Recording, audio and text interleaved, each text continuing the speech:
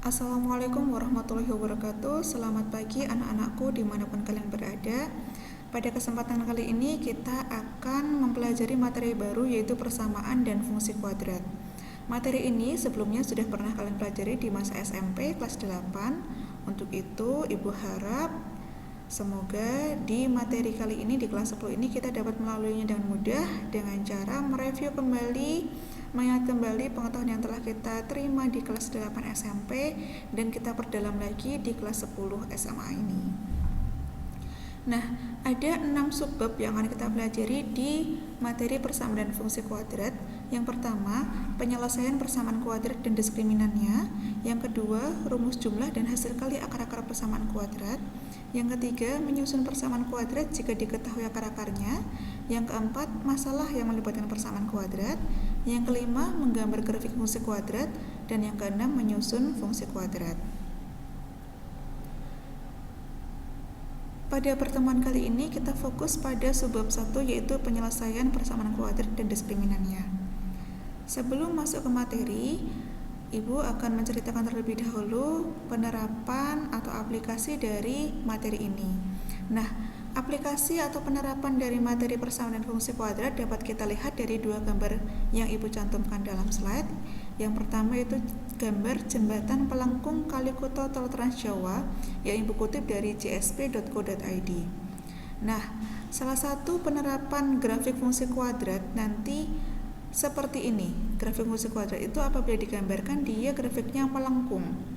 Nah, untuk apa grafik melengkung ini bisa diterapkan di jembatan Pelengkung Kalikuto Trans Jawa? Itu nanti jadi PR kalian ketika sudah menyelesaikan studi ini. Yang kedua, penerapan grafik fungsi kuadrat juga dapat dilihat dalam ketika bola basket itu dilambungkan untuk kita masukkan ke dalam ring.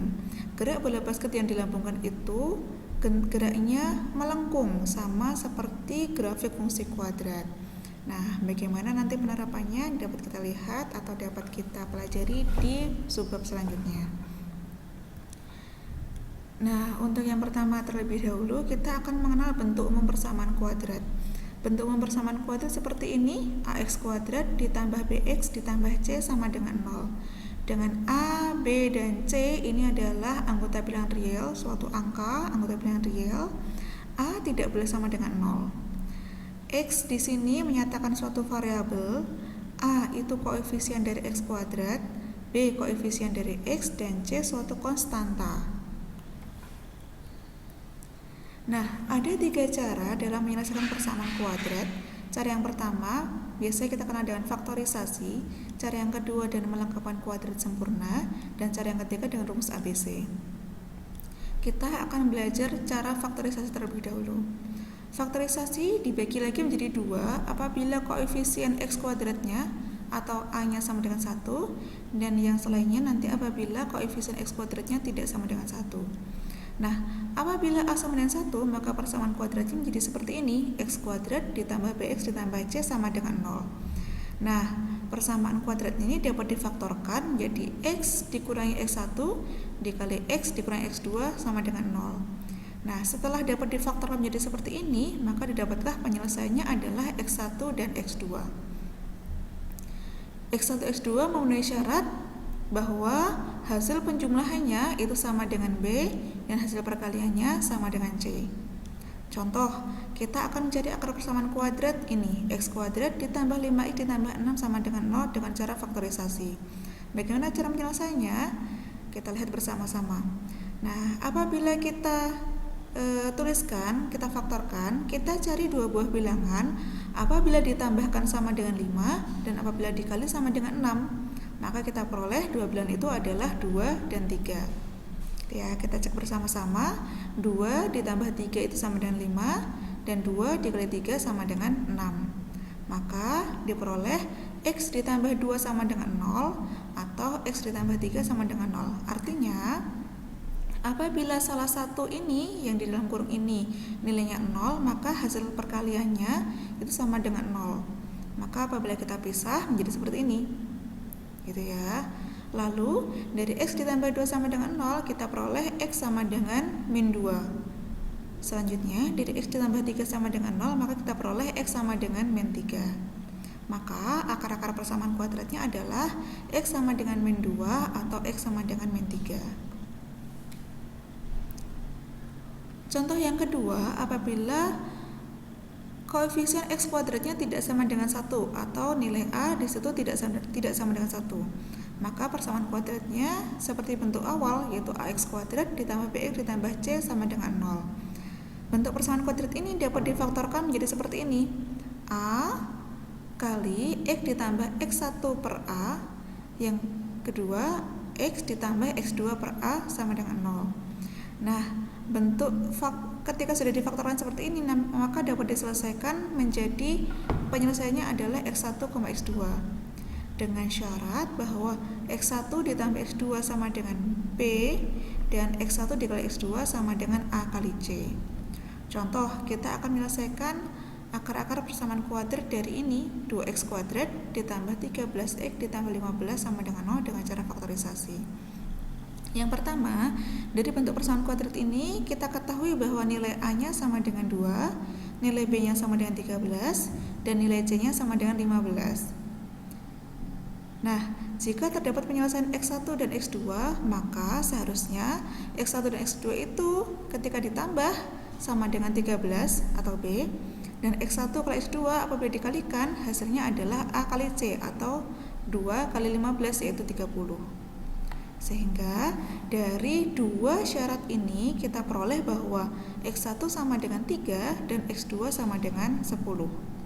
Yaitu apabila ditambah kedua bilangan ini apabila ditambah menjadi 13 dan apabila dikali menjadi 30. Untuk itu kita peroleh bahwa 2 kali X ditambah 3 dibagi 2 dikali X ditambah 10 dibagi 2 sama dengan 0. Maka diperoleh X1 sama dengan min 3 per 2 atau X2 sama dengan min 10 per 2 atau sama dengan min 5. Jadi akar-akar persamaan kuadratnya adalah X1 sama dengan min 3 per 2 atau X2 sama dengan min 5. Yang kedua, cara penyelesaian persamaan kuadrat dengan cara melengkapkan kuadrat sempurna. Melengkapkan kuadrat sempurna itu dapat diselesaikan apabila persamaan kuadrat itu dapat dinyatakan dalam bentuk X ditambah P dikuadratkan sama dengan Q, dengan Q nilainya lebih dari atau sama dengan 0.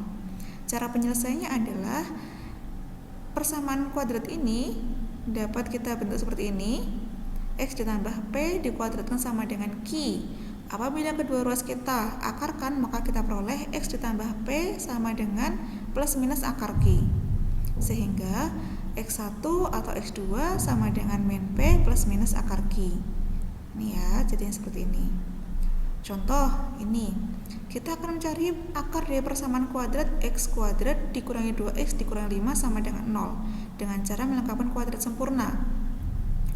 Persamaan kuadrat itu kita ubah jadi seperti ini: X kuadrat dikurangi 2X sama dengan 5. Lalu dari persamaan kuadrat itu kita peroleh X kuadrat dikurangi 2X ditambah setengah kali min 2 dikuadratkan sama dengan 5 ditambah setengah kali min 2 dikuadratkan. Kedua ruas sama-sama ditambahkan dengan suku ini. Gitu ya. Maka dari ruas kiri diperoleh X kuadrat dikurangi 2X ditambah 1, sedangkan dari ruas kanan diperoleh 5 ditambah 1. Di ruas kiri ini dapat dibentuk menjadi X dikurangi 1 dikuadratkan, dan di ruas kanan sama dengan 6. Apabila kedua ruas kita akarkan, maka kita peroleh X dikurangi 1 sama dengan plus minus akar 6. Sehingga akar yang pertama kita peroleh 1 ditambah akar 6, sedangkan akar yang kedua 1 dikurangi akar 6.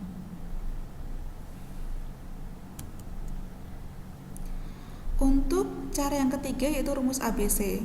Rumus ABC dapat kita peroleh rumusnya dengan cara seperti ini: AX kuadrat ditambah BX sama dengan min C. Jadi C-nya jadi kedua ruas kita tambah min C, maka menjadi seperti ini.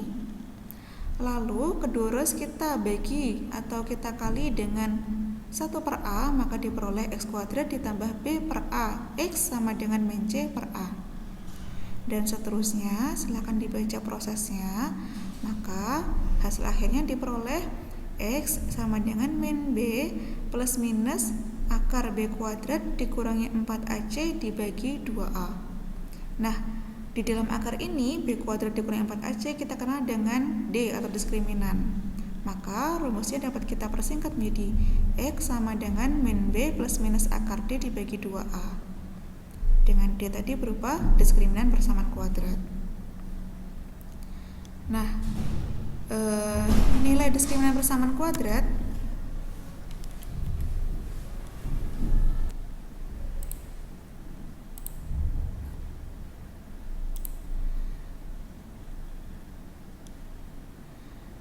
nilai diskriminan persamaan kuadrat itu dapat digunakan untuk mengidentifikasi akar-akar persamaan kuadrat, yaitu apabila nilai D-nya lebih dari 0. Nah, nilai diskriminan persamaan kuadrat sendiri dapat kita gunakan untuk mengidentifikasi sifat akar-akar persamaan kuadrat, yaitu ada 3 macam, yaitu apabila diskriminannya lebih dari 0, maka akar-akar persamaan kuadrat nanti nilainya adalah real dan berbeda atau akarnya berlainan. Apabila diskriminannya sama dengan 0, maka akar-akar persamaan kuadratnya memiliki nilai yang real dan sama atau bisa kita katakan akarnya kembar. Dan apabila diskriminannya kurang dari 0, maka akar-akar persamaan kuadratnya tidak real atau berupa bilangan kompleks. Nah, contoh kita akan mencari akar-akar persamaan kuadrat dari 4x kuadrat dikurangi 5x dikurangi 6 sama dengan 0 dengan rumus ABC. Kita masukkan nilai A, B, dan C dari persamaan kuadrat ini ke dalam rumusnya, yaitu min B plus minus akar B kuadrat dikurangi 4AC dibagi 2A. B-nya itu adalah 5, maka min B adalah 5 plus minus akar dari B kuadrat yaitu min 5 kuadrat dikurangi 4 kali min 6 dibagi 2 kali 4. Dari step kedua ini maka kita peroleh 5 plus minus akar 25 ditambah 96 dibagi 8, yaitu 5 plus minus 11 dibagi 8. Dari sini karena ada 2 kemungkinan, maka X1 nya adalah 5 ditambah 11 dibagi 8 atau sama dengan 2, dan X2 nya adalah 5 dikurangi 11 dibagi 8 atau min 3/4. Jadi akar-akar persamaan kuadrat ini ada 2, yaitu X sama dengan 2 atau X sama dengan min 3/4. Nah, setelah kita mempelajari materi 1 tadi, maka kita akan mencoba berlatih secara mandiri tentang bagaimana mencari akar persamaan kuadrat, baik itu dengan cara faktorisasi, melengkapkan kuadrat sempurna maupun rumus ABC. Anak-anak bisa berlatih untuk menyelesaikan soal nomor 1, 2, 3, 4, dan 5 secara mandiri maupun berkelompok dan berdiskusi dengan teman-teman di kelasnya masing-masing.